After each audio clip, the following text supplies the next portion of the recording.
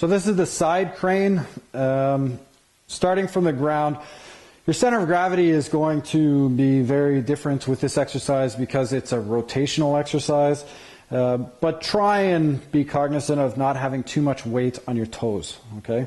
So your toes are really there to balance you, and so you try and have the majority of the weight on your heels, but you know, deal with it as you have to with this particular exercise. What's really important here is that you keep your body braced and your TVA tight, so you set all of that very, very rigidly, because the highest pressures that are measured when we talk about disc pressures are measured when we're doing exercises that are into rotation. Because this is trying to turn you, your body is really locking yourself down, so it's very, very important that you have your TVA set and that your spine is in that neutral position. So concentrate on that a lot. So to set your neutral spine, you arch your back as much as you can and then just back off a little bit so you don't feel any compression. And like I said, I'll repeat it again, set your TVA, draw your stomach out, and brace on the sides before you do anything else. The resistance is going to come from just about shoulder height, maybe a little bit lower is better actually, but definitely no higher than your shoulders.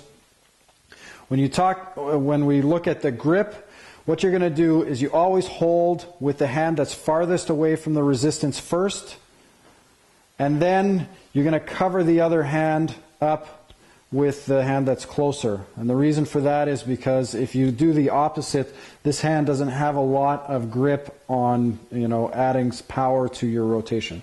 So make sure that you have it set up like that. Now we press out into the crane position. So you'll notice here you can keep your elbows bent, and so you have sort of the inside of your elbows facing each other, and you're bracing yourself like that. What's really difficult, and you can use a mirror if you have a mirror in front of you, or maybe you're working with somebody that can help you with this, is really making sure that you're not twisted through your pelvis and you're not shifted, so you don't have your center of gravity on one foot or the other.